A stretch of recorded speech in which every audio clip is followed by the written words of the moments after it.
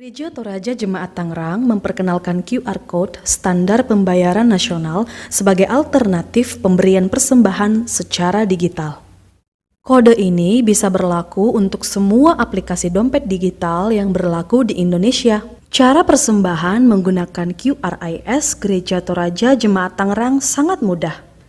Jemaat dapat menggunakan QR Code yang dibagikan di dalam grup WhatsApp Jemaat Tangerang atau pada display tayangan video kebaktian online setiap minggunya. Jemaat dapat memindai atau scan kode QRIS yang tersedia dengan aplikasi dompet digital yang dimiliki.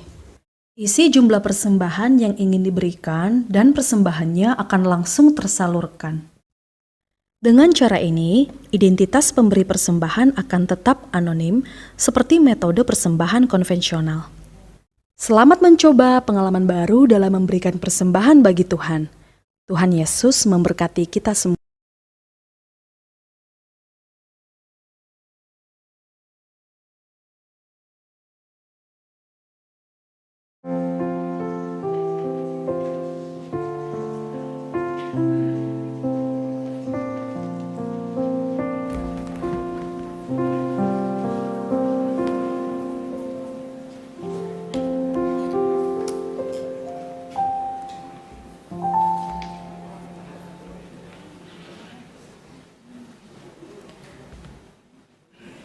Shalom, selamat pagi. Selamat mempersiapkan diri untuk bersekutu dalam ibadah minggu pada hari ini. Dimohon perhatian jemaat untuk mendengarkan Warta Gereja Toraja Jemaat Tangerang Minggu 18 September 2022. Yang pertama, pelayanan pada hari ini akan dilayani oleh Bapak Pendeta Emeritus Simon Mutu, dibantu oleh majelis bertugas, tim musik, dan tim live streaming. Terima kasih atas pelayanannya, Tuhan memberkati. Yang kedua, persembahan. Jemaat yang mengikuti ibadah minggu secara online dapat memberikan persembahan syukur, PSB, dan persembahan lainnya melalui transfer ke rekening Gereja Toraja Jemaat Tangerang dengan mengirimkan bukti transfer ke bendahara. Yang kedua, jemaat juga dapat memberikan persembahan dengan cara scan barcode QRIS Gereja Toraja Jemaat Tangerang. Laporan persembahan dapat jemaat lihat dalam WA grup jemaat yang dikirim setiap minggunya. Yang ketiga, perjamuan kudus. Dalam rangka Hari Perjamuan Kudus Sedunia, akan dilaksanakan sakramen perjamuan kudus pada tanggal 2 Oktober 2022 dalam ibadah minggu. Kepada segenap jemaat anggota Sidi dan Baptis dewasa, agar mempersiapkan diri mengambil bagian dalam akta kudus ini. Tuhan memberkati. Keempat, jadwal kebaktian rumah tangga. Hari Minggu, tanggal 18 September 2022, waktu pukul 11.30 WIB, tempat Gedung Gereja Jemaat Tangerang. Tuan rumah, keluarga Amoni Lolongan, keluarga Andarias Palungan, keluarga Friday Toding, keluarga Dison Naji. Pelayan firman, Pendeta Sakbara STH MM, liturgis, Penatua Daud Sama. Hari Minggu tanggal 25 September 2022 akan diadakan kebaktian rumah tangga, waktu pukul 11.00 WIB, tempat Gedung Gereja Jemaat Tangerang. Tuan rumah, keluarga Melanton Papulung, keluarga Frederick Papulung, keluarga Henry A. Papulung. Pelayan firman, Pendeta Sakbara STH MM, liturgis, Penatua Aptalisman Tutu. Yang kelima, kebaktian rutin PWGT dilaksanakan pada hari Kamis, tanggal 22 September 2022, waktu pukul 18.00 WIB, tempat Gedung Gereja Jemaat Tangerang. Nyonya rumah, Nyonya Maria Datu Sangka, Nyonya Damri Pedanari, Nyonya Grafika Parebong, Nyonya Norifka P. Hutagaul. Pelayan firman, Pendeta Sakbara STH MM, liturgis, Nyonya Maria M. Herman. Keenam, Warta PKBGT. Pengurus PKB mengundang Bapak, Ibu, Saudara, Saudari yang terkasih di dalam Kristus Yesus untuk mengikut serta dalam acara seminar yang dilaksanakan secara hibrid yang bertemakan menikmati impian masa pensiun yang positif yang akan dilaksanakan pada hari Sabtu, tanggal 24 September 2022, waktu pukul 10 sampai 12 WIB. Tempat Gedung Gereja Jemaat Tangerang dan melalui Zoom meeting. Narasumber Insinyur Asriningrum Utami, DTH, dosen psikologi dan konseling Sekolah Tinggi Teologi Reformasi Indonesia. Moderator Bapak Dr. Julianus Pongtuluran, SE, MED. Undangan ini bersifat umum bagi yang telah pensiun atau sementara mempersiapkan diri memasuki masa pensiun, atau bagi kita yang masih lama memasuki masa pensiun. Melalui seminar ini, beberapa poin penting yang akan dibahas antara lain, mengelola mental secara Kristiani, menghadapi dan menjalani masa pensiun, bagaimana dukungan sosial keluarga, gereja, dan komunitas lainnya, mengatur dan mempersiapkan finansial, aset, dan keahlian khusus. Terima kasih, Tuhan memberkati. Yang ketujuh, Komisi Pekabaran Injil.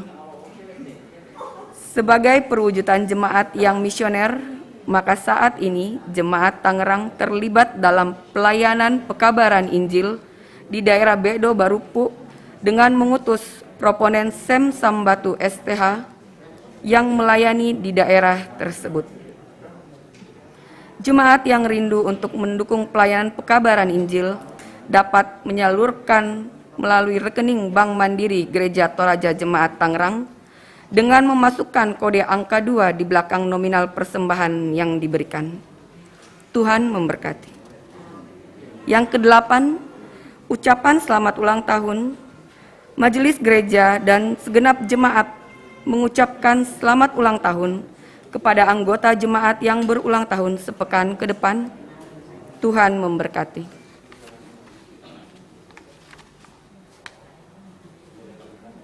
Sembilan, berita duka. Telah kembali ke pangkuan Bapa di sorga. Yang pertama, adik dari Ibu Marlina Rombe, Oma Vito, meninggal di Makassar pada hari Minggu, 11 September 2022.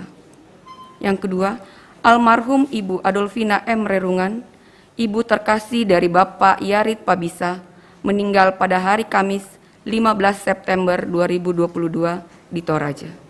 Yang ketiga, almarhum Luther Dharma, paman dari Ibu Mesri N. Lolongan, meninggal pada hari Sabtu 17 September 2022 di Sepatan, Tangerang. Segenap anggota dan majelis jemaat Tangerang menyampaikan duka cita yang dalam. Semoga keluarga yang ditinggalkan diberi kekuatan dan penghiburan yang sejati dari Tuhan. Amin. Yang ke-10, parkir. Demi kenyamanan bersama dengan warga kompleks sektor 1B, dihimbau kepada jemaat yang datang beribadah menggunakan kendaraan mobil agar dapat memarkir kendaraannya di parkiran ruko belakang gereja atau di sepanjang taman di dalam kompleks sektor 1B dengan menggunakan satu sisi jalan saja. Demikian disampaikan untuk diperhatikan segenap jemaat. Ke-11, ibadah Minggu. Minggu 25 September 2022 akan dilayani oleh Pendeta Sakbara STH MM, penanggung jawab ibadah Penatua Bandi Parapak. Sekian warta jemaat. Selamat beribadah, Tuhan Yesus memberkati.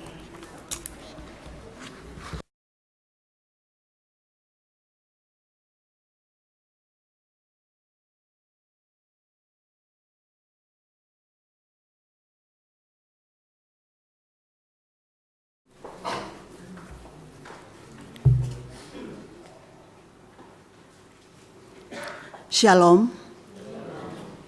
Selamat pagi, selamat hari Minggu, dan selamat mempersiapkan diri untuk beribadah pada pagi hari ini. Jemaat yang terkasih, sesungguhnya Tuhan tidak ingin disetarakan dengan ilah manapun. Namun kenyataannya, seringkali Tuhan kita pandang sebagai salah satu dari berbagai ilah lain yang kita sembah.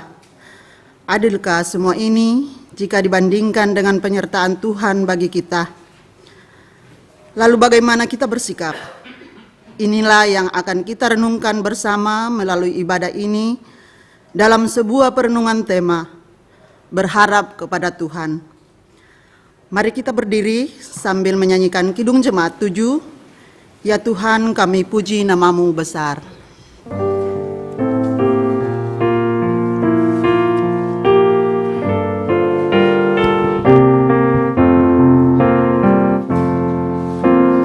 Ya Tuhan kami puji nama-Mu besar, ya Bapa makhluk-Mu menyanyi bergema, langit kuana laut bersyukur semua, malaikat segenap memuji di Kau jua, kemuliaan-Mu tetap senantiasa.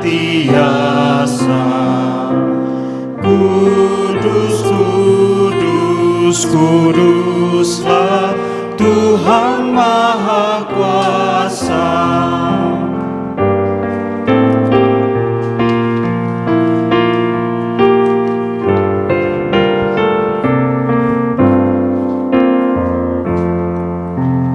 Ya Roh Kudus, berilah iman yang teguh, sucikan kami di persekutuan-Mu, supaya kami jangan mengandalkan diri, dan janganlah sesat ke kanan dan ke kiri. Ya Bapa, Putra, Roh, kiranya Kau berikan kepenuhan harapan yang kami nantikan. Pertolongan kita adalah dalam nama Tuhan yang menjadikan langit dan bumi.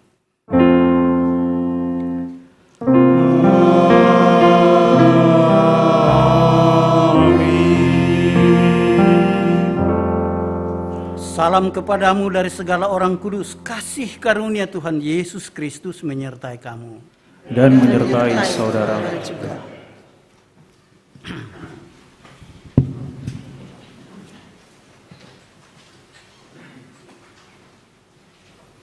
Kita tiba pada akta pengakuan dosa.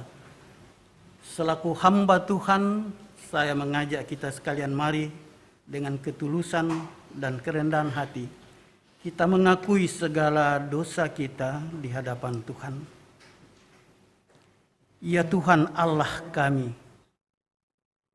dalam sikap yang tunduk saat ini kami menghampiri kekudusan-Mu, mengaku bahwa kami seringkali melukai hati Tuhan karena ketidaksetiaan kami, ketidaktaatan kami, bahkan kami terkadang berpaling dari Tuhan. Tanpa sadar semua ini membawa kami kepada kehancuran dan penderitaan hidup kami. Dalam semua keadaan ini kami membuat Engkau murka. Kepadamu kami datang dan memohon. Ampunilah dan kasihanilah kami. Amin. Kepada kamu sekalian yang tunduk dalam penyesalan, berita anugerah dari Allah diteguhkan kembali. Sebab karena kasih karunia kamu diselamatkan oleh iman. Itu bukan hasil usahamu, tetapi pemberian Allah. Itu bukan hasil pekerjaanmu. Jangan ada orang yang memegahkan diri. Efesus pasal 2 ayat 8 dan 9.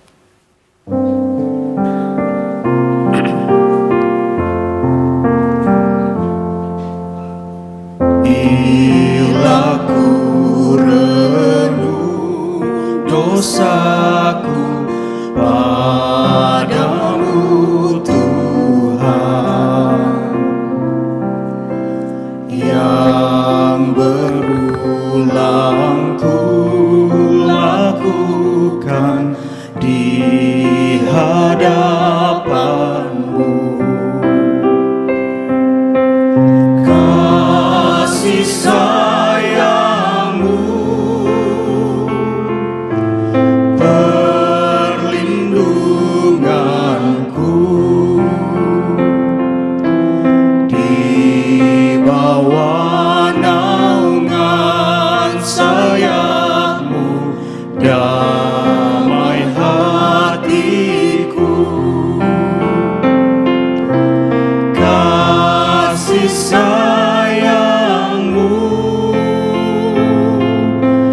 pengharapanku,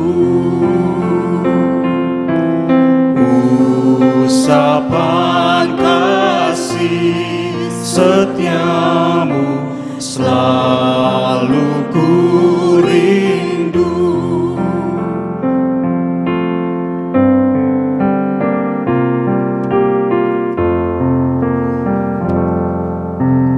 Rasa angku dan sombongku masih menggoda. Iri hati dan benciku kadang menjelma. Kasih sayangmu, perlindunganku, di bawah naungan sayapmu, damai hatiku. Kasih sayangmu, pengharapanku, usapan kasih setiamu selalu ku rindu.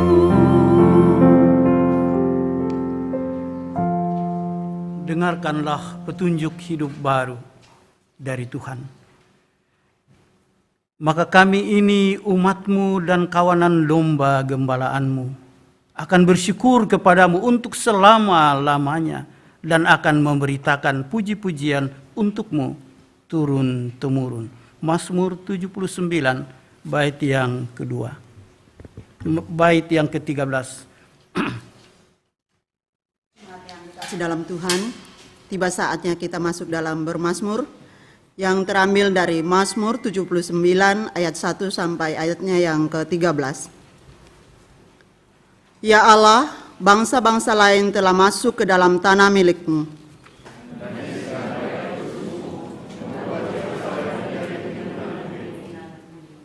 Mereka memberikan mayat hamba-hamba-Mu.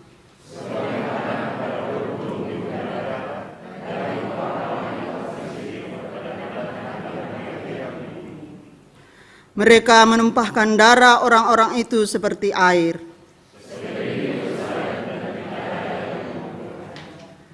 Kami menjadi celah bagi tetangga-tetangga kami.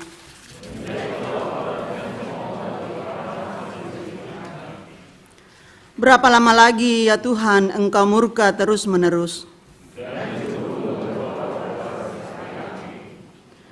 Tumpahkanlah amarah-Mu.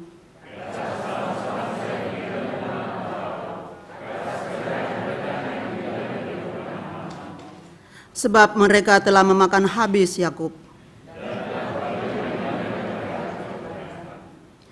Janganlah perhitungkan kepada kami kesalahan nenek moyang kami.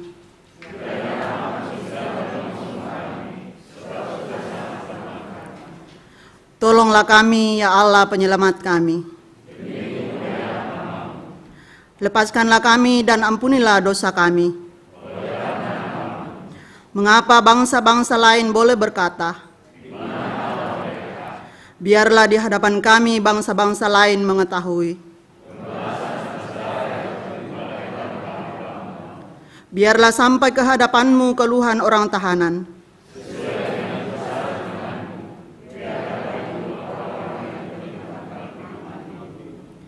Dan balikkanlah ke atas pangkuan tetangga kami.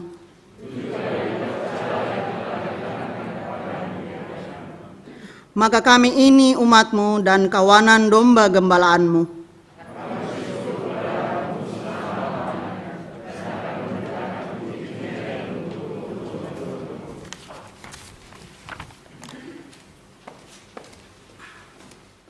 Jemaat yang dikasihi Tuhan, sebelum kita mendengarkan pembacaan Alkitab, sebelum kita dengar firman Tuhan dan merenungkannya bersama, marilah kita bersama-sama satu hati memohon pencerahan oleh Roh Kudus di dalam doa. Kita berdoa. Tidak ada yang tersembunyi di hadapan-Mu, Tuhan. Tidak ada tempat di mana kami dapat melarikan diri di dunia ini. Engkau tahu keberadaan kami. Engkau tahu duduk berdiri kami. Ampuni kami Tuhan kalau terkadang kami merasa ada tempat yang netral di mana kami boleh berbuat sesuka hati. Ketika kami berpikir mungkin kami jauh dari pandangan orang-orang yang mengenal kami, jauh dari suami atau istri kami, jauh dari jemaat. Ampuni kami Tuhan, baharui kehidupan kami, supaya kami tidak menyakiti hati Tuhan dalam hidup ini. Mampukan kami Tuhan, untuk senantiasa mengingat kasih setiamu yang dahsyat, dan mensyukuri itu dengan mengabdikan kehidupan ini bagi kemuliaan nama-Mu Tuhan. Tolong kami untuk tetap setia. Tolong kami menaati perintah-perintah-Mu Tuhan. Dan ketika saat ini kami akan mendengar sabda-Mu, tolonglah kami semua. Tolong para lektor, tolong hamba-Mu yang akan berkata-kata dan jemaat-Mu yang turut merenungkan sabda Tuhan. Biar hati kami disegarkan dan hidup kami diarahkan. Berbicaralah Tuhan, berbicaralah kepada kami sekalian. Karena kami telah siap mendengarkan Engkau. Di dalam nama Yesus Kristus firman yang hidup itu, kami sampaikan doa ini. Amin.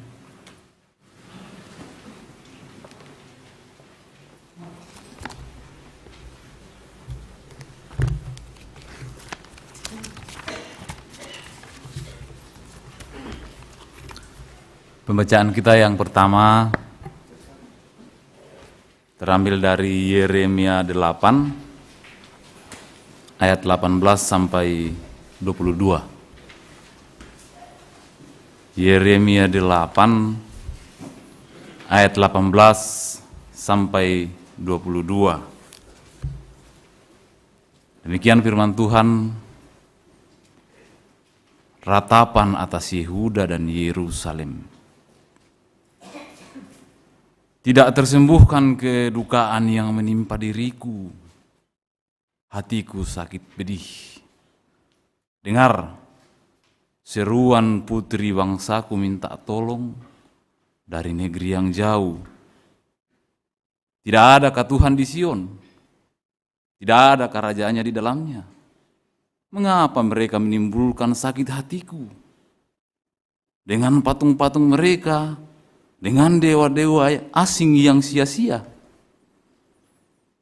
Sudah lewat musim menuai, sudah berakhir musim kemarau, tetapi kita belum diselamatkan juga. Karena luka putri bangsaku, hatiku luka. Aku berkabung, kedahsyatan telah menyergap aku. Tidak adakah balsam di Gilead? Tidak adakah tabib di sana? mengapakah belum datang juga kesembuhan luka putri bangsaku? Amin.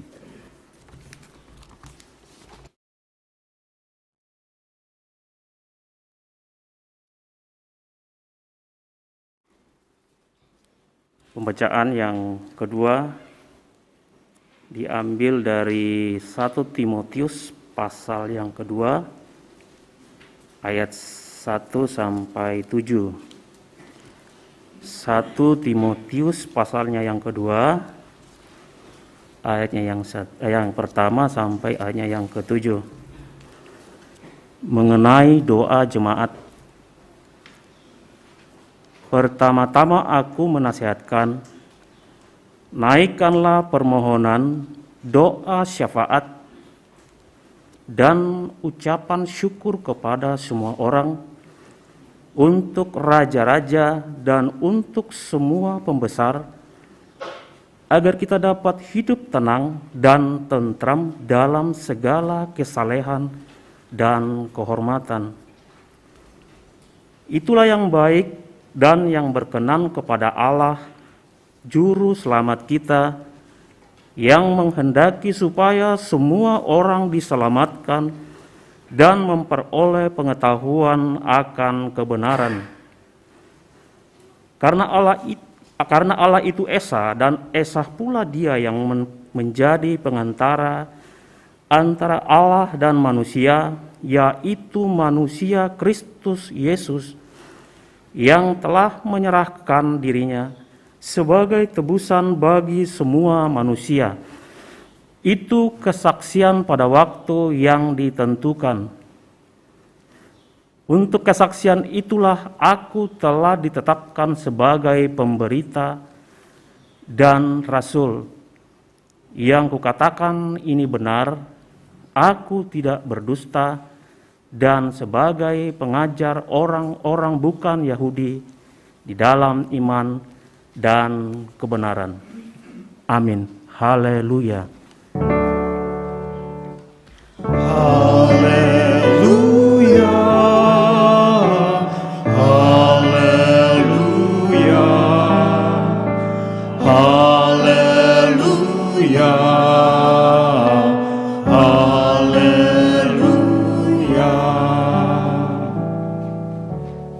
Mari bangkit berdiri untuk mendengarkan Injil Yesus Kristus yang akan dibacakan dari Lukas pasal 16 ayat 1 sampai 9. Perumpamaan tentang bendahara yang tidak jujur. Firman Tuhan berbunyi begini. Dan Yesus berkata kepada murid-muridnya, ada seorang kaya yang mempunyai seorang bendahara. Kepadanya disampaikan tuduhan bahwa bendahara itu menghamburkan miliknya. Lalu ia memanggil bendahara itu dan berkata kepadanya, apakah yang kudengar tentang engkau? Berilah pertanggungan jawab atas urusanmu, sebab engkau tidak boleh lagi bekerja sebagai bendahara. Kata bendahara itu di dalam hatinya, apakah yang harus aku perbuat? Tuanku memecat aku dari jabatanku sebagai bendahara, mencangkul aku tidak dapat, mengemis aku malu. Aku tahu apa yang akan aku perbuat, supaya apabila aku dipecat dari jabatanku sebagai bendahara, ada orang yang akan menampung aku di rumah mereka. Lalu ia memanggil seorang demi seorang yang berhutang kepada tuannya. Katanya kepada yang pertama, berapakah hutangmu kepada tuanku? Jawab orang itu, 100 tempayan minyak. Lalu katanya kepada orang itu, inilah surat hutangmu. Duduklah dan buat surat hutang lain sekarang juga, 50 tempayan. Kemudian ia berkata kepada yang kedua, dan berapakah utangmu? Jawab orang itu, 100 pikul gandum. Katanya kepada orang itu, inilah surat hutangmu, buatlah surat hutang lain, 80 pikul. Lalu Tuhan itu memuji bendahara yang tidak jujur itu, karena ia telah bertindak dengan cerdik. Sebab anak-anak dunia ini lebih cerdik terhadap sesamanya daripada anak-anak terang. Dan aku berkata kepadamu, ikatlah persahabatan dengan mempergunakan mamon yang tidak jujur, supaya jika mamon itu tidak dapat menolong lagi, engkau diterima di dalam kemah abadi. Sedemikian itu firman Tuhan bagi kita. Tuhan Yesus bersabda, yang berbahagia adalah mereka yang mendengarkan firman Tuhan dan yang memeliharanya. Kure semangat puang.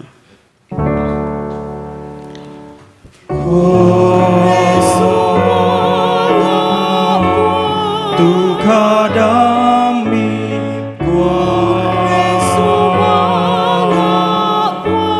Tukadami kure sumanga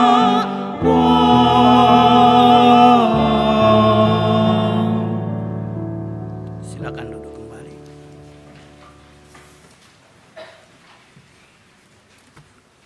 Jemaat yang dikasihi Tuhan, dari 3 bacaan kita yang merupakan bacaan utama adalah bacaan pertama tadi dari Yeremia pada pasal 8 ayat 18 sampai 22. Dan temanya adalah berharap pada Tuhan. Mungkin lebih jelas kalau saya bilang berharap hanya pada Tuhan. Sekali lagi, berharap hanya pada Tuhan. Kali ini kita mendengarkan ratapan Yeremia, batingna Yeremia. Tentu kita bertanya, matumbari te Yeremia nambatinglah. Mengapakah dia sangat sedih dan menangis? Ini perlu mungkin diceritakan ulang latar belakangnya, supaya kita lebih paham mengapa itu dilakukan oleh Yeremia. Yeremia itu seorang nabi. Ia diberi otoritas untuk menyampaikan kehendak Tuhan.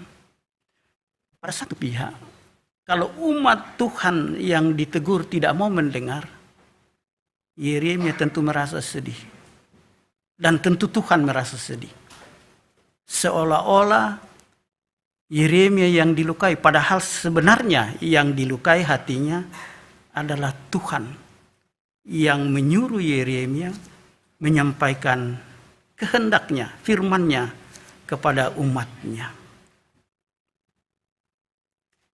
Waktu itu umat Tuhan menyakiti hati Tuhan. Dan mungkin mereka tidak menyadari itu. Mereka menyakiti Tuhan yang sangat mengasihi mereka. Ingatlah, umat Israel itu betul-betul ada hanya karena pengasihan Tuhan. Ketika mereka diperbudak di Mesir, tidak ada orang yang mampu berpikir bahwa akan muncul satu bangsa di antara bangsa-bangsa lain. Karena mereka dikungkung oleh kekuasaan Firaun. Dan saya biasa bilang, kalau kejayaan Firaun zaman lalu itu, ribuan tahun lalu itu luar biasa. Kalau ibu bapak dan saudara-saudara mengunjungi Mesir dan melihat piramid, itu adalah, katakanlah, sisa-sisa kejayaannya.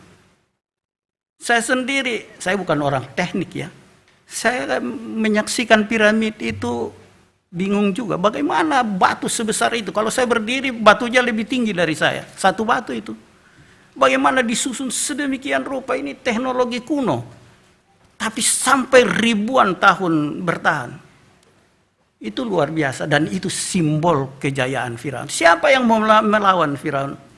Ya nakoi Firaun, tak aku tangga komale. Iya begitulah, itu yang jadi. Tapi ketika umat Tuhan lepas, semua itu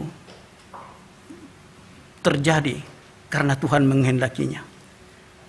Siapakah yang mau melawan kekuasaan Tuhan? Siapakah yang lebih besar kuasanya daripada Dia yang telah menciptakan semesta alam dan yang mengaruniakan hidup kepada setiap manusia. Dan Tuhan mempedulikan umatnya. Ia ingat akan janjinya kepada Abraham, Ishak dan Yakub atau Ishak dan Israel. Dan ia bertindak. Kalau kita baca di dalam kitab Keluaran itu luar biasa dahsyat. Ia panggil Musa. Musa, bebaskan umatku. Itu perintah Tuhan walaupun ceritanya kan agak panjang. Sebab Musa itu ya pada mulanya tidak bersedia. Siapakah saya ini Tuhan? Saya tidak pandai berbicara dan macam-macam lah. Tapi akhirnya dia melakukan apa yang Tuhan perintahkan dan umat Tuhan pun bebas. Ya masih dikejar juga. Biasalah dalam dunia politik begitu kan. Mungkin Firaunnya menyesal juga. Dan nama tilai pokau dan kemalenasan tinda mati. Ya, siapa yang mau diperbudak? Mereka kan kerja keras waktu itu membangun kota perbekalan yang namanya Pitom dan Ramses. Dan mereka kerja paksa, kerja rodi. Bagaimana mau melawan? Tidak ada daya pada mereka. Tapi bagaimana Tuhan menyayangi mereka? Ketika di depan mereka ada laut dan di belakang mereka ada tentara Mesir. Mereka terjepit di tengah-tengah. Mungkin banyak yang berpikir inilah tempatnya kita akan dikuburkan bersama dengan anak-anak kita. Karena dulu kampung lekotong besi karaka mau dikatupian alay apa ya? Itu betul-betul penderita. Tapi Tuhan katakan, Musa, ambil tongkatmu, tunjukkan ke laut itu dan laut terbelah. Itu mujizat yang luar biasa. Dan banyak lagi hal yang bisa kita ceritakan bagaimana kasih Tuhan terhadap umatnya. Apakah jawab umat Tuhan? Jawaban mereka terkadang hampir saya bilang tidak terpikirkan. Mereka tega untuk memberontak. Mereka tega untuk melawan Tuhan yang sangat mengasihi mereka. Oleh umat yang eksistensinya ditentukan oleh Tuhan, di tempat yang Tuhan janjikan, the promised land, Kanaan, yang berlimpah susu dan madunya. Saya bilang itu zaman dulu. Tapi ibu bapak yang mengunjungi Israel sekarang mungkin melihat nang terus nggak abangnya. Itu karena teknologi canggih ya. 80% air Danau Galilea dipakai oleh orang Israel. Baik untuk kebutuhan sehari-hari maupun untuk pertanian. Dan itu teknologinya sangat canggih sampai sekarang ini. Jadi kelihatanlah kalau dibanding dengan Yordania, Padang Rangke. Tapi kalau tanah Kanaan memang biasanya kau tahu tanah yang diberkati. Di atas tanah ini mereka memberontak. Apalagi yang bisa mau dikatakan? Jadi sekarang bisa kita mengerti mengapa Yeremia itu meratap. Mengapa umat ini tidak bisa mengingat kasih setia Tuhan? Pertanyaannya begini, adakah mereka sama sekali melupakan Tuhan? Tidak juga. Sebab bait Allah di Yerusalem tetap ada. Adakah persembahan diberikan? Ada. Asap korban bakaran tetap membubung ke langit. Tapi apa yang membuat hati Tuhan tersakiti? Apa yang mendukakan hati Tuhan? Tidak lain adalah mereka menyembah Tuhan setara dengan ilah-ilah lain. Kalau kita ingat 10 firman, dana den kapenom bansenga di oloku, jangan ada padamu ilah lain di hadapanku. Dan inilah yang membuat apa yang biasa disebut kepercayaan monoteis sangat berbeda dengan kepercayaan politeis. Di dunia kafir misalnya, semakin banyak dewa yang disembah, semakin aman kita. Jadi, kena dulu kampung, kau yang dikata tu di atas sopai, batu di atas sesian, sia di atas umbasianai, aman ki, umbabang mau diolah aman. Jadi semakin banyak, semakin baik. Dan ini rupanya mempengaruhi umat Tuhan. Mereka tidak tahu bahwa Allah tidak mau disetarakan dengan itu. Mereka lupa akan firman-Nya di Sinai. Bagaimana itu bisa terjadi? Sejarahnya kira-kira begini. Waktu umat Tuhan diantar masuk di bawah kepemimpinan Yosua ke tanah yang Tuhan janjikan. Tanah Kanaan itu adalah tempat orang yang menyembah dewa Baal, dewa kesuburan. Mungkin dalam pikiran umat Tuhan, benar juga ini penduduk setempat ya. Kita kan baru mau belajar bertani, mereka itu di padang gurun hidup nomaden.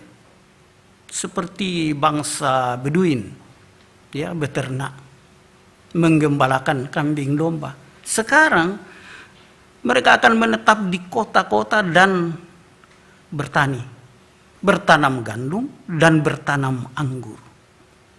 Lalu bertanyalah umat Tuhan ini kepada penduduk yang masih sisa.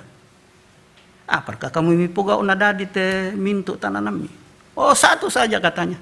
Rahasianya satu. Sembahlah dewa kesuburan. Kalau tidak semua hancur. Dan mereka pun terpengaruh. Mereka pikir tidak apa-apa toh.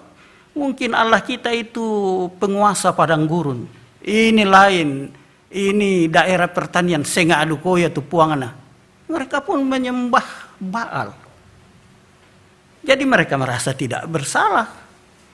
Itu yang pertama. Yang kedua adalah penyembahan berhala datang ke tengah-tengah umat Tuhan. Terutama ketika Raja Salomo memperistrikan anak-anak raja di sekitar. Dan tentu mereka itu kan orang kafir. Mereka masuk ke tanah Kanaan membawa sembahan mereka. Jadi terjadilah, katakanlah, semacam sinkretisme. Di bait Allah orang menyebut nama Allah, di bukit-bukit pengorbanan orang menyebut nama dewa asing. Bahkan kalau kita belajar latar belakang Alkitabiah, di zaman Yeremia itu penyembahan kepada berhala sudah masuk ke pelataran bait Allah. Mengerikan. Karena mereka pikir ya biasalah, ya tidak apa-apa kok. Kita kan tetap menyembah Tuhan. Mereka lupa bahwa Tuhan yang telah membebaskan mereka, Tuhan yang sangat mengasihi mereka adalah Dia. Sekali lagi yang tak pernah mau disetarakan dengan ilah-ilah lain. Apalagi buatan tangan manusia, buatan pikiran manusia. Waktu saya masih melayani di Makassar, itu sekitar tahun 84 sampai 94 ya. Ada seorang dosen Unhas mengatakan, Pak Pendeta, saya ini tidak goyah iman saya kalau orang pertanyakan tentang keberadaan Allah kita. Saya bilang, bagaimana? Saya bilang katanya sama mereka, kalau mengenai keberadaan Allah, ketritunggalan misalnya, bisa semua saya terima dengan akal saya bisa analisa. Itu berarti Allah saya adalah buatan manusia. Tapi karena dia tidak bisa atau tidak mampu dianalisa keberadaannya oleh akal. Iya, keberadaannya melampaui akal ya. Saya suka bilang, di dunia ini ada yang irasional, tidak rasional, ada yang rasional. Tetapi ada lagi yang disebut transrasional, melampaui akal. Dan itulah keberadaan Allah. Keberadaan Allah luar biasa. Kuasanya dahsyat, meliputi segala sesuatu, dan kasihnya merangkul kehidupan orang-orang yang mengandalkan Dia, yang berharap sekali lagi hanya kepadanya. Makanya temanya saya bilang, saya tambah kata hanya. Karena orang bisa berharap pada Tuhan, tapi berharap juga kepada hal-hal lain. Dan mengerikan sebenarnya kalau kita ingat ya. Ini ratapan Yeremia atas Yehuda dan Yerusalem itu bukan hanya sampai ayat 22 pasal 8, tapi kalau di rumah boleh baca pasal 9 sampai dengan ayat 1 sampai 11. Beberapa yang mau saya baca misalnya begini. Sebab mereka sekalian adalah orang-orang bersinah, suatu kumpulan orang-orang yang tidak setia. Mereka melenturkan lidahnya seperti busur, dusta dan bukan kebenaran merajalela dalam negeri. Sungguh mereka melangkah dari kejahatan kepada kejahatan. Tetapi Tuhan tidaklah mereka kenal. Baiklah setiap orang berjaga-jaga terhadap temannya dan janganlah percaya kepada saudara manapun. Sebab setiap saudara adalah penipu ulung. Mengerikan ya. Setiap saudara penipu ulung. Dan setiap teman berjalan kian kemari sebagai penfitnah. Banyak lagi yang disebut ke bawah ini. Jadi penyembahan kepada Tuhan yang esa itu akan diikuti oleh tindakan yang benar seperti intisari hukum Taurat. Mengasihi Tuhan dengan sebulat hati dan mengasihi sesama seperti diri sendiri. Kalau orang menyetarakan Tuhan dengan dewa-dewa, hubungannya dengan sesama juga rusak. Jadi pikirannya bisa macam-macam. Dia bisa beribadah, kena totemo di koma tutup malam minggu. Tetapi hidupnya dipenuhi dengan tipu daya. Yang den tahu tona dolonan nampui 10 terong na Korea tangga anak kuah tak anak kuih na kuah aku bisa dukat nampui 10 terong tapi na kuah ya nak kuah na mati na sang terong tapuli. Itu pikiran yang biasa dulu, sekarang nggak lagi ya. Orang itu apalagi do kampung aku tahu si sumpah ya. Kalau ada sedikit berjaya, kalau bisa jatuh juga biar sama-sama menderita lah misalnya gitu. Ini luar biasa ya. Orang-orang yang punya kuasa mungkin secara materi, kalau ada temannya atau saudaranya sendiri, nggak usah orang lain, yang tidak punya materi, nak maraya tuh, pendan niko, yang tak mau bayar, minta di kaunanku kok, bisa saja dulu, sekarang kan nggak lagi. Orang bisa punya kekuatan, kekuasaan, dan menganggap remeh orang lain. Marah banget sih aku tambah pembunuh bayaran tuh napati maraya tuh. Gila. Jadi hubungan dengan sesama rusak. Ada penipuan, tipu daya yang merajalela di dalam kehidupan umat Tuhan. Itukah yang Tuhan kehendaki dari umatnya sehingga mereka dibebaskan? Itukah yang Tuhan kehendaki dari umatnya sehingga mereka menempati tanah yang berlimpah susu dan madunya? Tentu bukan. Rencana Tuhan adalah begini, ketika umat Tuhan itu dibebaskan dan menempati negeri yang terjanjikan, yang berlimpah susu dan madunya, agar supaya itu mencontohkan kehidupan umat Tuhan yang menjadi kesaksian, yang menjadi daya tarik bagi banyak orang untuk datang menyembah Allah di Sion. Ini juga mungkin terkadang kita lupakan. Terkadang orang tidak berpikir bahwa untuk apa sih Tuhan menyelamatkan saya? Bahwa supaya kita jangan masuk neraka, ya. Tapi bukan hanya itu. Supaya hidup kita merupakan suatu kesaksian. Jangan ada orang tidak mau angkat tanggung jawab lalu seperti Kain mengatakan kepada Tuhan, aku kah penjaga adikku? Nakuayan naden tu tahu salah tambahan di pandita. Kalau dia tidak mau buat apa-apa, walaupun itu saudaranya mungkin. Artinya kehidupan mereka tidak diwarnai oleh kehidupan yang saling membangun, ya, satu dengan yang lain, saling mendoakan satu dengan yang lain. Betapa parahnya kalau ada jemaat yang begitu, yang tidak saling mendoakan, yang tidak saling mengampuni, Wah, itu yang mengampuni itu yang terkadang jadi persoalan. Coba bayangkan, rajin ke gereja, ada orang rajin ke gereja, tapi ketika diwawancarai, yang tahu ya tuh pandita saya aku mati aku tak kepakai. Wih, mengerikan juga ya. Dia hanya hidup dari pengampunan Tuhan, dan saudaranya itu hidup dari pengampunan Tuhan, tapi dia menghakimi. Ya, anak pandita Alfred, kukila lewan aku. Indah toda ko iko, serang kampung ama tuh namang kamu nampuni nah iko. Kira-kira gitu ya. Mudah-mudahan semua ngerti bahasa Toraja. Ya. Nah, ibu bapak dan saudara-saudara yang dikasihi Tuhan. Kalau kita mendengarkan ratapan Yeremia. Dan mudah-mudahan ini ratapan hamba-hamba Tuhan juga kita semua ya, apapun posisi kita. Ratapannya Pak Pendeta Sabara di sini, ratapan saya dan sebagainya.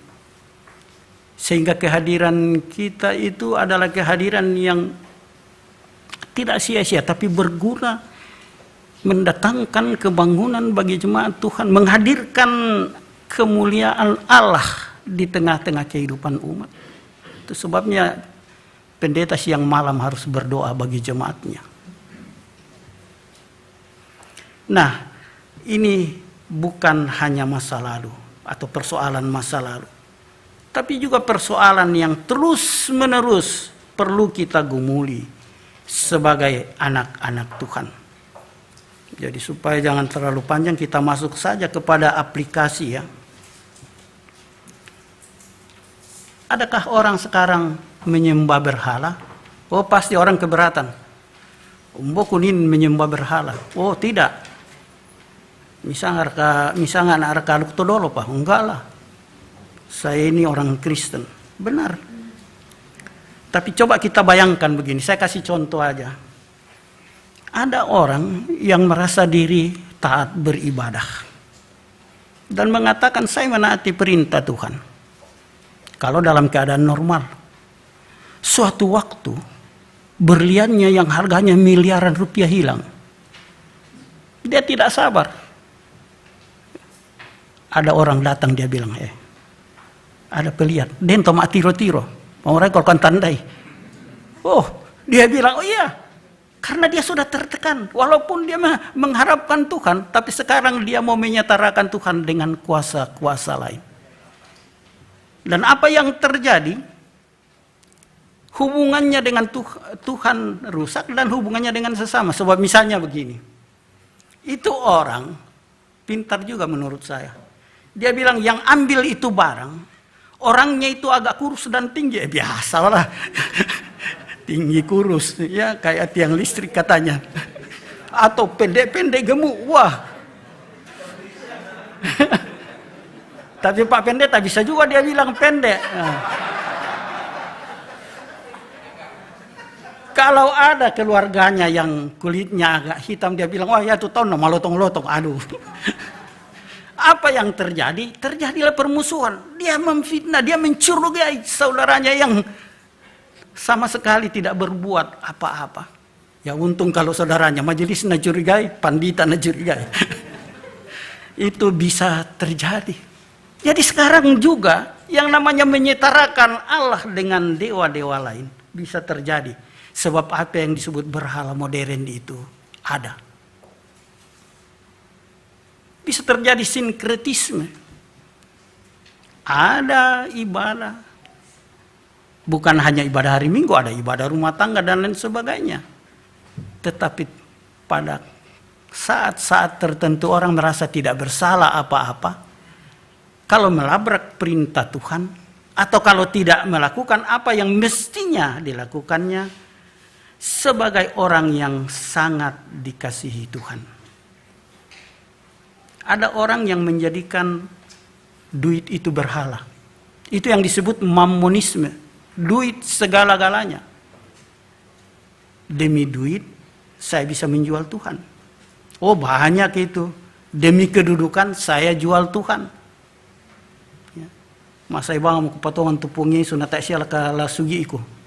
Lai tampio apa misalnya gitu ya pikirannya. Oh banyak terjadi. Di sekitar kita juga hal begitu.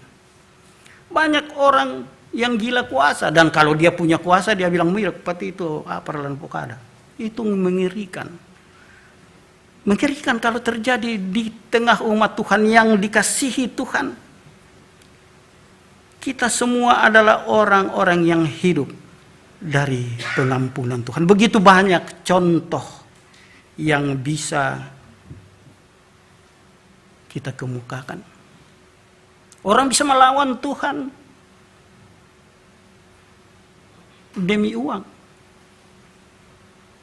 Jadi kepada temannya dia bilang, bisa kamu tambatna atau saya mau berselingkuh dengan dia, yang penting gue koseng.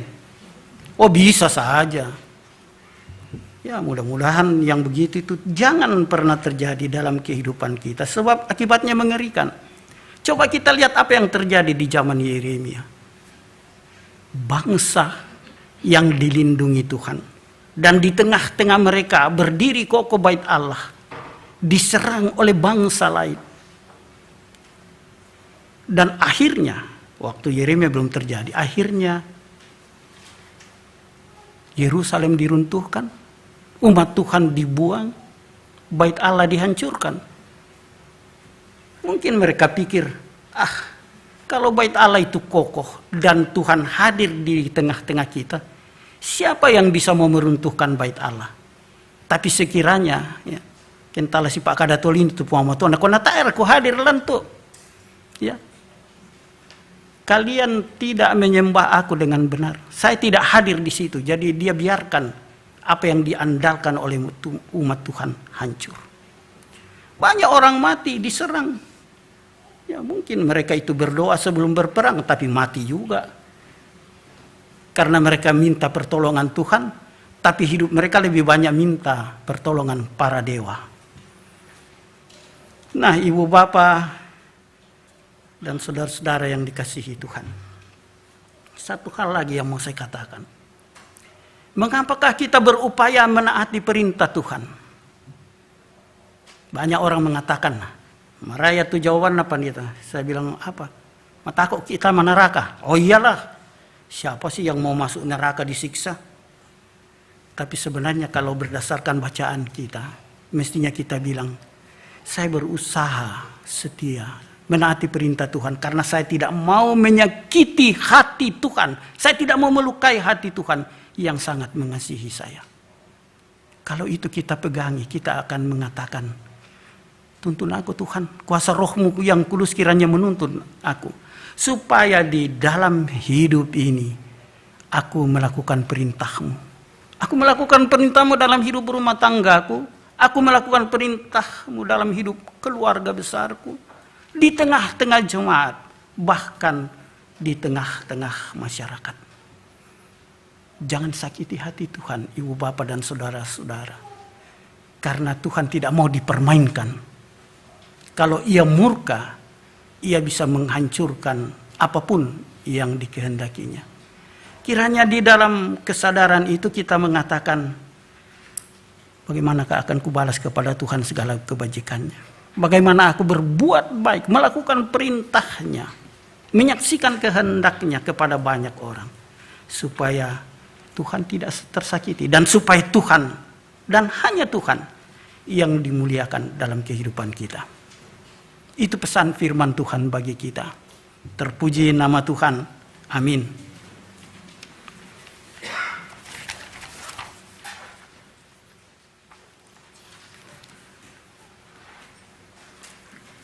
Kita memasuki saat teduh sejenak. Dan biarlah kita merenungkan dengan sungguh seberapa jauh hidup kita jalani dalam rasa syukur kepada Tuhan. Seberapa jauh kita punya komitmen tidak akan pernah melukai hati Tuhan. Dan kita akan mengaku di sini aku Tuhan, pakai aku menjadi saksimu. Pakai aku Tuhan menghadirkan berkat bagi banyak orang, bagi setiap orang yang aku jumpai pada jalan hidup ini. Mari bersehati kita naikkan doa yang diajarkan oleh Tuhan Yesus kepada murid-muridnya dahulu. doa Bapa kami. Mari kita berdoa. Bapa kami yang di surga, dikuduskanlah nama-Mu, datanglah kerajaan, jadilah kehendak-Mu di bumi seperti di surga. Berikanlah kami pada hari ini makanan kami yang secukupnya, dan ampunilah kami akan kesalahan kami, seperti kami juga mengampuni orang yang bersalah kepada kami. Dan janganlah membawa kami ke dalam pencobaan, tetapi lepaskanlah kami daripada yang jahat. Karena Engkaulah yang punya kerajaan dan kuasa dan kemuliaan sampai selama-lamanya. Amin. Mari bangkit berdiri. Bersama-sama kita mengungkapkan pengakuan iman kita. Kita mengucapkan secara singkat pengakuan iman Gereja Toraja. Oleh anugerah Allah dan oleh kuasa Roh Kudus, Gereja Toraja mengaku bahwa pengakuan ini dijabarkan dalam pengakuan Gereja Toraja bahwa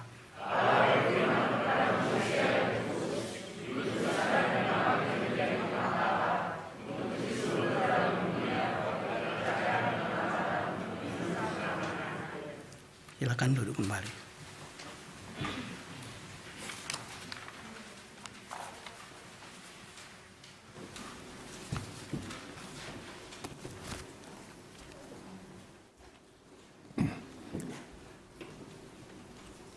Sidang jemaat yang sama dikasihi Tuhan, mari kita menyatakan persembahan kita.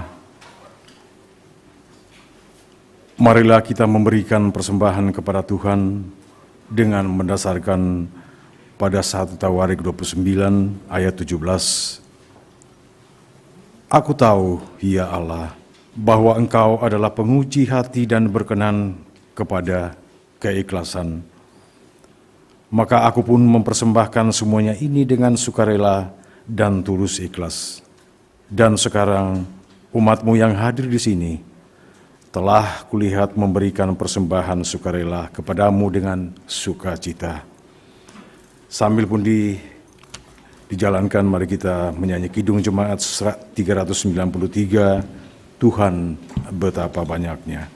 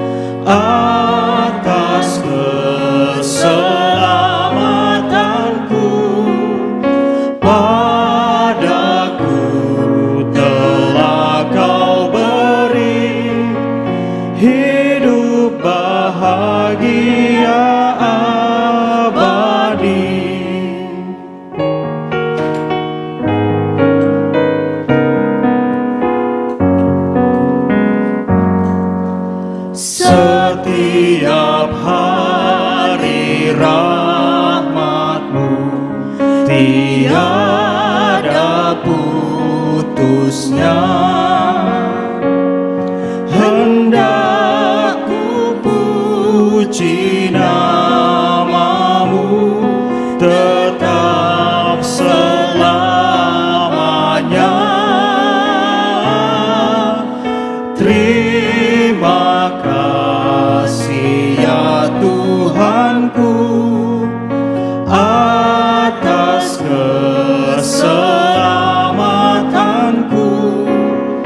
Padaku telah Kau beri hidup bahagia abadi.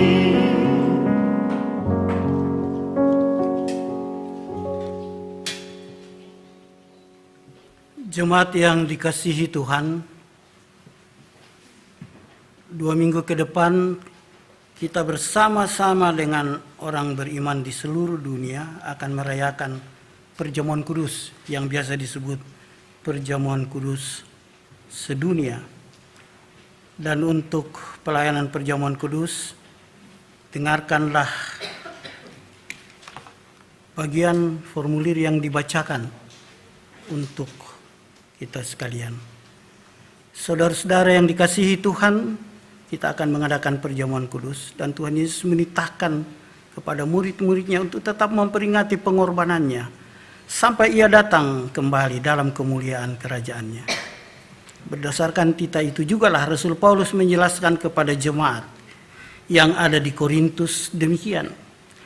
Sebab apa yang telah kuteruskan kepadamu telah aku terima dari Tuhan, yaitu bahwa Tuhan Yesus pada malam waktu Ia diserahkan mengambil roti, dan sesudah itu Ia mengucap syukur atasnya. Ia memecah-mecahkannya dan berkata, inilah tubuhku yang diserahkan bagi kamu. Perbuatlah ini menjadi peringatan akan aku. Demikian juga Ia mengambil cawan sesudah makan, lalu berkata, cawan ini adalah perjanjian baru yang dimeteraikan oleh darahku.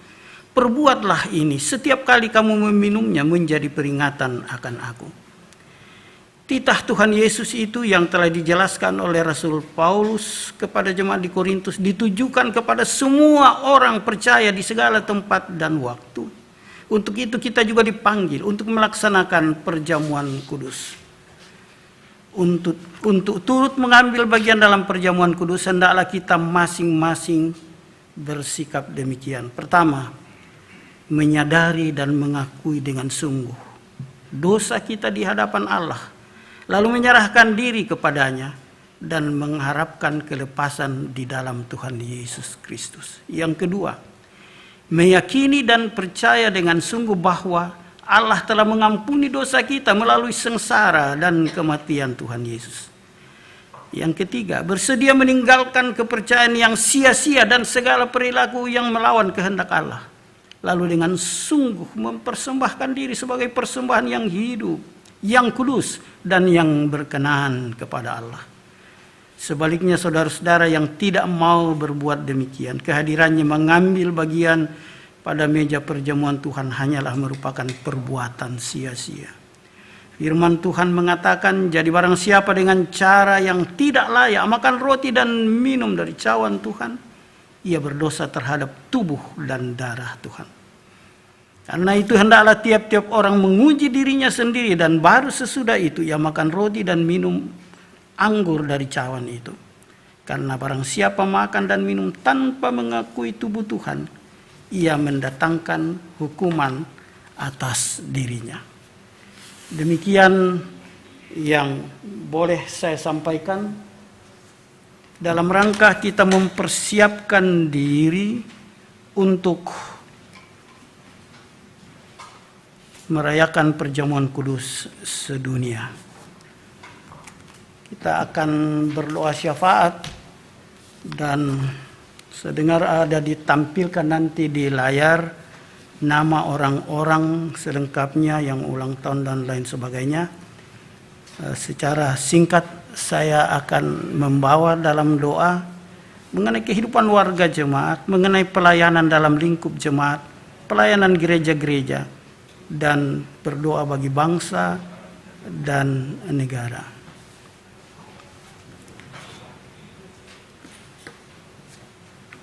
Marilah kita menghadap Tuhan di dalam doa. Kita berdoa.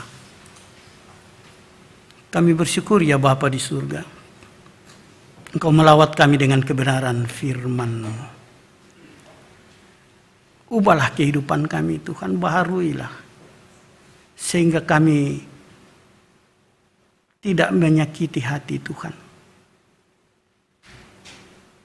Sehingga kami meninggalkan kebiasaan-kebiasaan lama yang di dalamnya kami tidak sadar bahwa kami sedang melukai hati-Mu Tuhan. Tolonglah kami memakai hidup yang telah Kau tebus ini dengan benar. Dengan melakukan kehendak-Mu. Dengan mengandalkan di Kau saja. Di dalam kehidupan ini. Apapun taruhannya. Mengandalkan di Kau di dalam kesibukan kerja kami. Mengandalkan di Kau dalam hidup rumah tangga kami. Mengandalkan di Kau dalam kehidupan berjemaat dan bermasyarakat kami. Kami bersyukur karena kami memberi persembahan. Sebagai tanda syukur kami atas semua kebaikan Tuhan bagi kami. Berkatilah persembahan kami Tuhan. Berkenanlah menerimanya. Dan kiranya persembahan itu dipakai dengan baik. Bagi kelebaran kerajaan-Mu di muka bumi ini. Baik dalam kehidupan berjemaat maupun dalam kehidupan bergereja secara keseluruhan. Bapa pengasih di surga, kami datang membawa kepadamu pergumulan kehidupan warga jemaat-Mu di Tangerang ini. Mereka yang sakit, Tuhan lawatlah mereka. Berkati segala usaha perawatan, kami percaya kuasa Tuhan melampaui segala kuasa. Dan kalau tangan kuasa-Mu bekerja, Engkau mampu memulihkan saudara-saudara kami. Kami pun mengingat saudara-saudara kami yang berduka. Keluarga Ibu Marlina Rombe atau Oma Vito, keluarga Bapak Yarit Pabisa, keluarga Ibu Nesri Naji. Mereka ditinggalkan oleh orang-orang yang mereka kasih. Tuhan, topang mereka. Beri ketabahan dan keteguhan iman kepada mereka. Hiburkan mereka semua selalu Tuhan. Yakinkan mereka bahwa mereka tidak berjalan sendiri. Bahwa Kristus yang sudah mengorbankan hidupnya untuk kami mau berjalan bersama kami. Dalam suka dan duka kehidupan di dunia fana ini. Kami mau bersyukur juga dengan saudara-saudara kami atau anak-anak kami yang sekitar pekan ini berulang tahun. Berkati mereka Tuhan, beri umur panjang bagi mereka. Kami mau membawa dalam doa pelayanan di lingkup jemaat-Mu di sini. Pelayanan majelis gereja, pelayanan diakonia jemaat, kegiatan HRG, pemilihan penatua dan diaken periode 2023 sampai 2025. Berkati semua itu Tuhan. Kiranya di dalamnya nama Tuhan sungguh dimuliakan dan banyak orang terberkati. Berkati pendeta, penatua diaken, pengurus OIG, bahkan seluruh anggota jemaat di jemaat Tangerang ini. Kiranya mereka sehati sepikir mengangkat tugas-tugas dengan sukacita bagi-Mu Tuhan. Kami mau berdoa untuk pelayanan gereja-gereja di lingkup klasis, sinode, bahkan di Asia ini melalui Dewan Gereja Asia, ataukah di dunia ini melalui WCC, World Council of Churches. Kiranya dimanapun gereja hadir, di situ kuasa dan kasih Tuhan dihadirkan dan diberitakan bagi banyak orang. Kiranya pekabaran Injil terus-menerus berlangsung untuk menyelamatkan banyak orang yang tidak mengenal kasih-Mu di dalam Kristus. Khususnya berkati gereja-gereja dalam lingkup PGI di negeri ini. Jumlah kami mungkin tidak terlalu banyak, tapi kami percaya kalau Tuhan bekerja melalui gereja-Mu, banyak hal yang bisa kami lakukan yang di dalamnya kami menjadi berkat bagi bangsa ini. Kami mau berdoa untuk bangsa dan negara kami. Berkati para pemimpin Tuhan, mulai dari pusat sampai ke daerah-daerah. Mampukan mereka menjadi pelayan yang baik bagi seluruh rakyat. Berkati bangsa kami Tuhan. Biarlah keutuhan bangsa kami terpelihara di dalam prinsip Bhinneka Tunggal Ika. Kiranya kami boleh saling menghormati satu dengan yang lain di negeri Indonesia tercinta ini.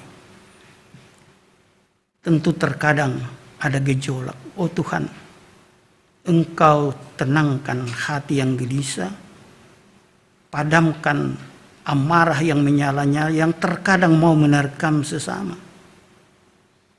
Tolonglah Tuhan. Biarlah di negeri ini kami boleh saling menghormati satu dengan yang lain. Bahkan kami berdoa untuk perdamaian dunia. Betapa sedih hati kami menyaksikan melalui layar televisi peperangan antara Rusia dan Ukraina. Dan mungkin ada pergolakan di banyak tempat. Damaikanlah mereka Tuhan sehingga terhindar korban perang yang lebih banyak lagi. Berkati kami semua dalam kehidupan rumah tangga, dalam pekerjaan masing-masing. Berkati para pemudamu, anak-anak dan cucu-cucu kami. Mereka semua kiranya dibukakan masa depan yang cerah. Bagi yang masih kecil beri pertumbuhan yang baik. Beri kesehatan kepada mereka semua Tuhan. Berkati semua mereka yang mengambil bagian dalam ibadah ini. Dan biarlah mereka melakukannya selalu dengan sukacita sebagai tanda syukur kepada Tuhan. Sebentar kami akan pisah satu dengan yang lain. Kami berdoa Engkau tetap menyertai kami. Juga menyertai saudara-saudara kami yang beribadah dari rumah masing-masing secara virtual. Kiranya memasuki pekan kerja yang akan datang. Kuasa dan kasih Tuhan mengiringi perjalanan hidup kami semua. Berkenan menyahuti kami Tuhan. Yang datang membawa syukur dan seluruh harapan kami. Karena kami datang hanya di dalam nama Yesus Kristus, Juru Selamat kami yang hidup itu. Amin.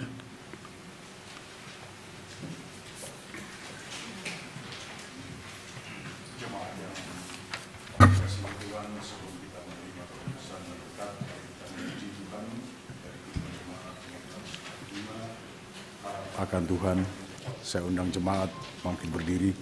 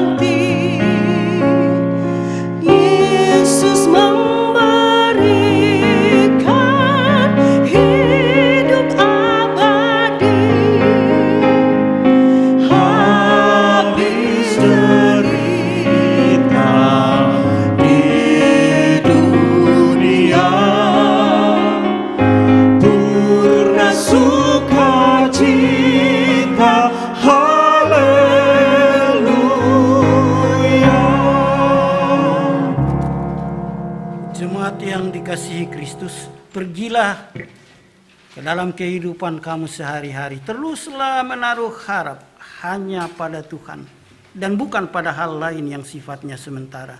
Carilah Dia dan andalkan Tuhan senantiasa, hingga pada akhirnya kita akan diselamatkan. Arahkan hatimu kepada Tuhan dan terimalah berkat Tuhan. Tuhan memberkati dan melindungi engkau.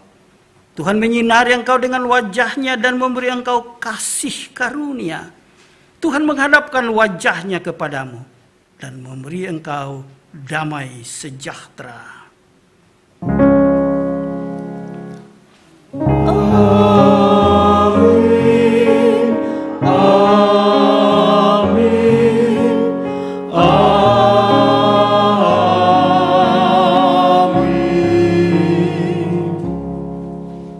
Jemaat tetap berdiri.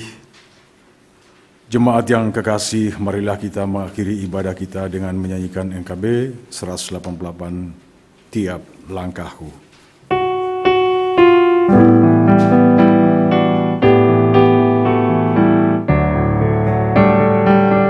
Tiap langkahku diatur oleh Tuhan, dan tangan kasih-Nya memimpinku. Di tengah badai dunia menakutkan,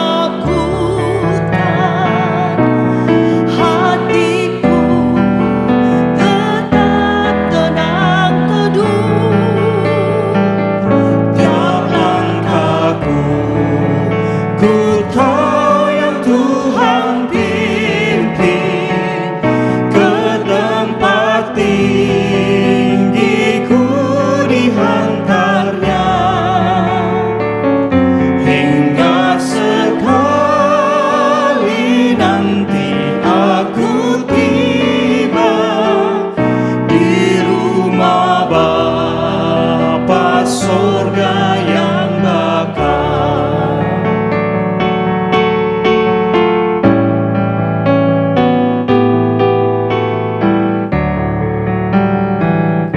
Di dalam Tuhan saja harapanku, sebab di tangan-Nya sejahtera. Bukannya Yerusalem yang baru, tak Allah suci mulia. Tiap langkahku ku tahu yang Tuhan pimpin, ke tempat tinggi ku dihantarnya, hingga sekali nanti aku tiba di rumah Bapa sorga yang bakal.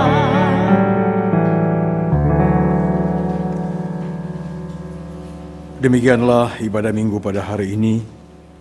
Majelis Gereja Toraja Jemaat Tangerang mengucapkan selamat hari Minggu, salam sehat, Tuhan memberkati kita sekalian.